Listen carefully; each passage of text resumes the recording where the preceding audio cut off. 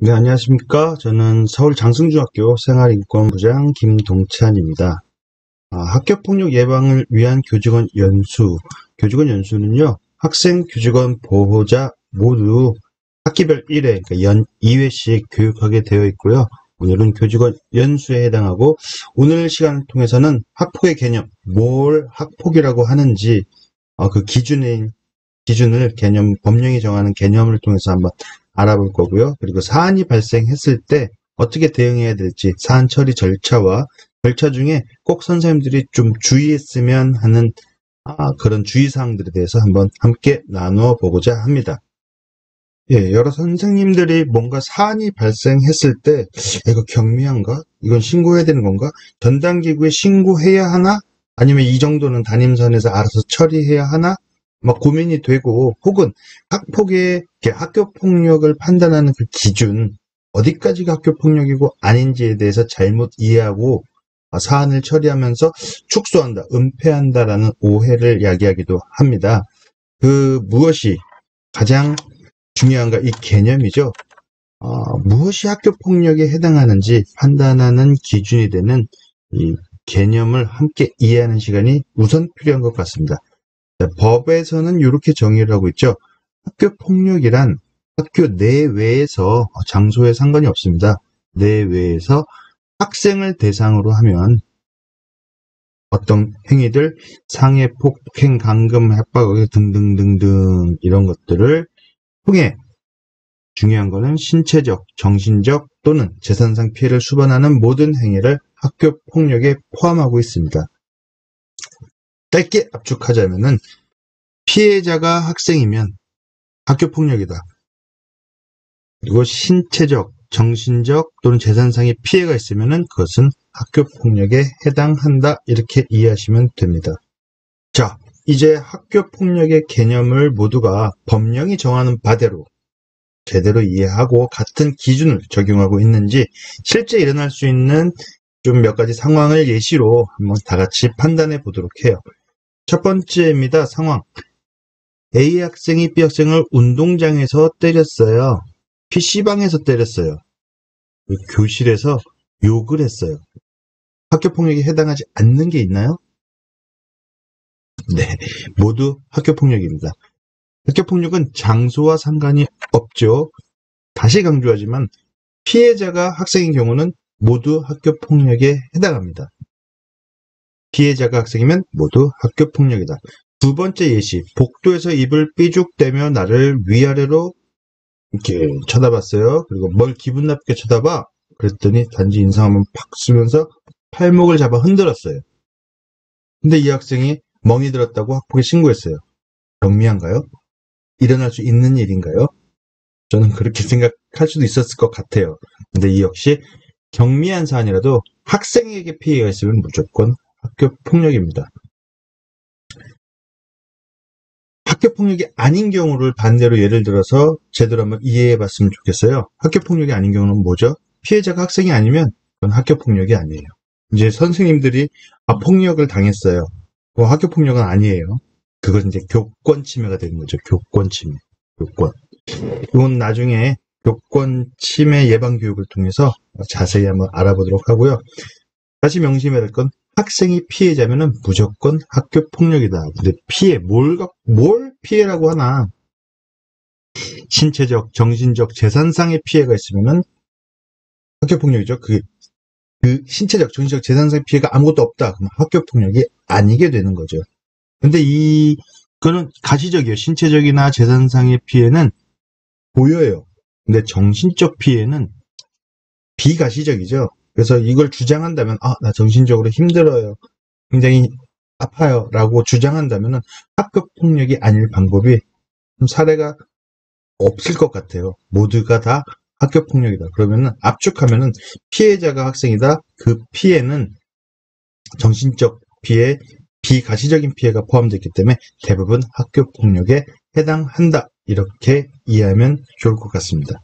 정리하면은 학교 내외 장소랑 상관없다. 학생을 대상으로 발생한 모든 행위들은 어떤 신체적, 정신적 또는 재산상의 피해를 수반하는 행위들은 무엇이다? 학교 폭력이다. 이렇게 정리하면 되겠습니다.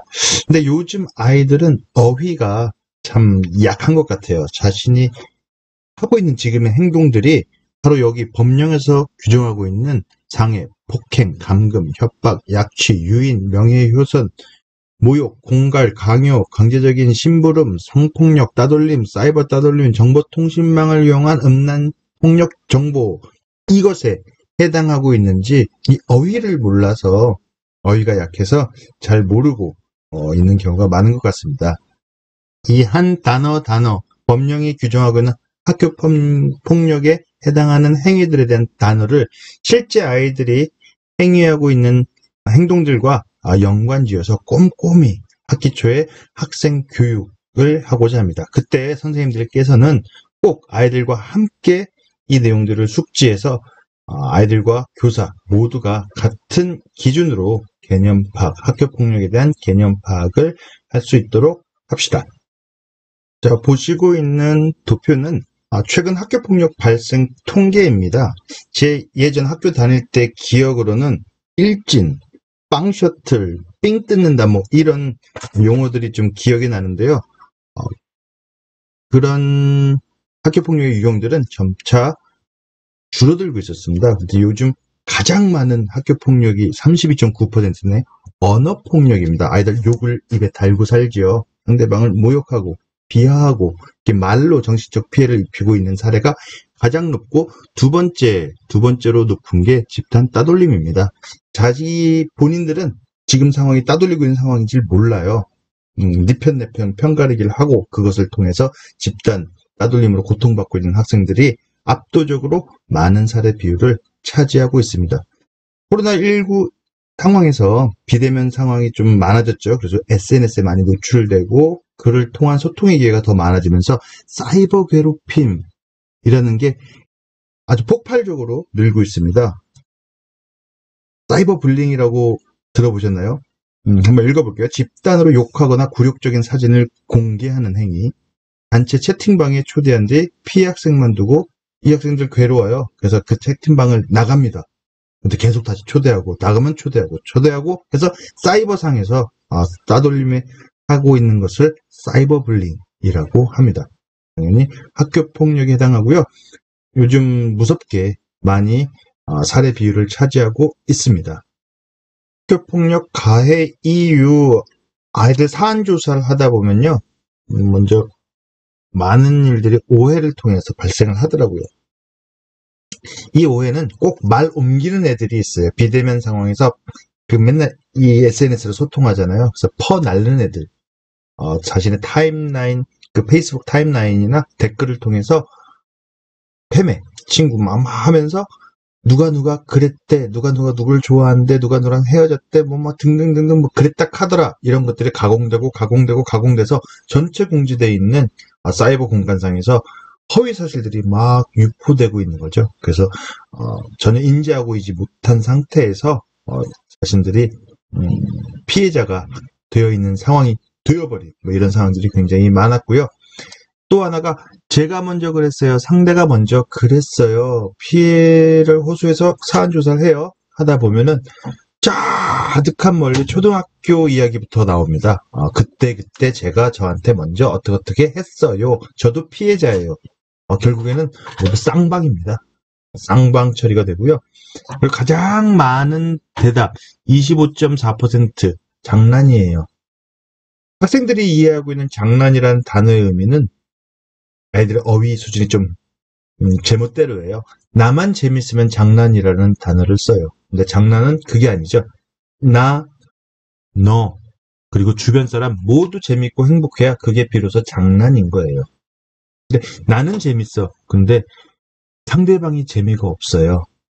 주변 사람들은 재밌어. 집단으로 따돌리고 있는 거죠.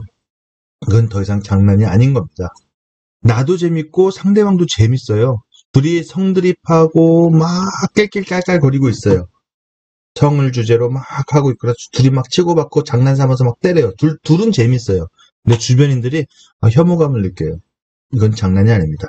장난에 대한 어휘 다시 한번 정리합니다. 상대방, 주변인 어느 한쪽이라도 재미있지 않다면, 불쾌하다면 누군가에 대한 일방적인 폭력 행위입니다. 이와 같이 학생들이 장난과 폭력을 구분할 수 있도록 함께 교육해야 될 것 같습니다.